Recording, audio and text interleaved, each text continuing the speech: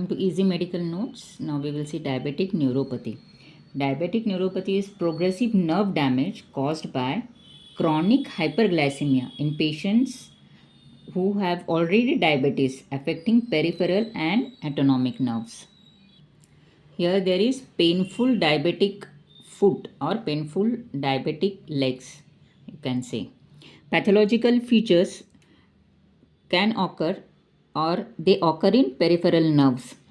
They include axonal degeneration of both myelinated and unmyelinated fibers with thickened Scheinman cells basal lamina, patchy segmental demyelination, and abnormal intraneural capillaries with basement membrane thickening and microthrombi. There is thickening of basement membrane and also microthrombi in the vessels.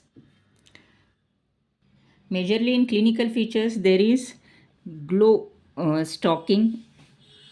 There is glow stalking neuropathy, that is sensory loss in palms and feet. Also, there can be charcot foot, neuropathic ulcer, clawing of toes, proximal arterial occlusion, and digital gangrene. Also, we can see dry, cracked skin or callus, loss of leg hair, and absent pulses or cold feet. Classification of diabetic neuropathy is somatic and visceral. Somatic, it is polyneuropathy, which is symmetrical, mainly sensory and distal, asymmetrical, mainly motor and proximal, and mononeuropathy, including mononeuritis, then visceral, which is autonomic, affecting cardiovascular, GIT, genitourinary, pseudomotor, vasomotor, and pupillary. We can progressively see symptoms first, that is glow stalking impairment, then loss of tendon reflexes in lower limbs, paresthesia, pain in lower limbs, which is worst at night, majorly in the anterior aspect of legs. Also, in some patients, burning sensation of soles of feet, cutaneous hyperesthesia, abnormal gait, weakness, atrophy of interosseous muscles, leading to structural changes of foot like loss of lateral and transverse arches, clawing of toes, and exposure of metatarsal heads. Also, in many cases, callous skin, pain, and charcot neuroarthropathy. In asymmetrical motor diabetic neuropathy, it is also called as diabetic amyotrophy. It is present as severe and progressive weakness and wasting of proximal muscles of lower limbs.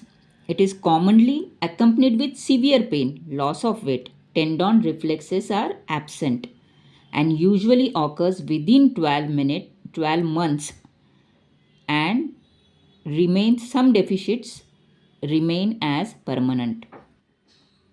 Clinical features in autonomic neuropathy are cardiovascular postural hypertension, resting tachycardia, and fixed heart rate. In GI, there is dysphagia, abdominal fullness, nausea, vomiting, unstable glycemia, nocturnal diarrhea, fecal incontinence, constipation due to colonic atony. In genitourinary, difficulty in micturition, urinary incontinence, recurrent infection, and erectile dysfunction.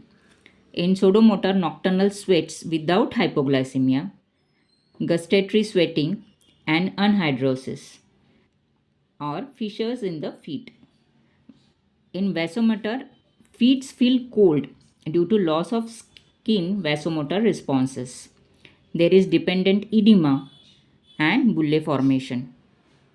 In pupillary, we see decreased pupil size, delayed or absent reflexes to light, and resistance to mydriatics. Mononeuropathy is either motor or sensory function which are affected within a single peripheral or cranial nerve. It can be symmetrical and autonomic, majorly affecting median nerve, which mimics picture of carpal tunnel syndrome. Also, lateral popliteal nerve compression, which shows foot drop. Management of an peripheral sensory motor and autonomic neuropathies. First thing, for pain and paresthesia from peripheral somatic neuropathies, intensive insulin therapy or strict glycemic control. Anticonvulsants like gabapentin, pregabalin, carbamazepine, or phentoin. Tricyclic antidepressants or other antidepressants like duloxetine. Substance P depleter, opiates like tramadol, membrane stabilizers, even IV lidocaine, antioxidants, postural, if there is postural hypertension, support stockings, fludrocortisone, NSAIDs, alpha adrenoreceptor antagonist. If there is gastroparesis, dopamine antagonistic, erythromycin, botulinum toxin, gastric pacemaker. If there is consistent diarrhea, loperamide, broad spectrum antibiotics, clonidine. If there is constipation, stimulant laxatives. If there is atonic bladder, intermittent self catheterization. Excessive sweating, anticholinergic drugs, clonidine, or topical antimuscarinic agents. If there is erectile dysfunction, accordingly, sildenafil or dopamine antagonistic, even prostaglandin E or other prosthesis or psychological counseling. To summarize, diabetic neuropathy is progressive nerve damage caused by chronic hyperglycemia in patients with diabetes affecting peripheral and autonomic nerves. Types is distal symmetrical polyneuropathy, wherein glow and stalking sensory loss. Autonomic neuropathy, where GIT, CVS, genitourinary are affected. Mononeuropathy, which involves single nerve, specifically third. Then radiculoplexy or diabetic amyotrophy, where sudden pain, weakness, muscle wasting is seen. Cranial neuropathy, where cranial nerve third, ptosis or diplopia or eye symptoms or pupil symptoms are seen. Diagnosis by history, physical examination, sensory examination, reflexes, vibrational examination, temperature like pin, prick, etc. Nerve conduction studies, and treatment. Neuropathic pain, for pain we have to reduce the pain by medications like pregabalin, duloxetine, gabapentin.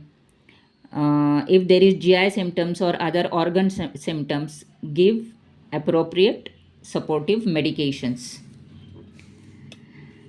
In homeopathic also, there are very good remedies for diabetic neuropathy like arsenic, cesium, arnica, ledampal, hypericum.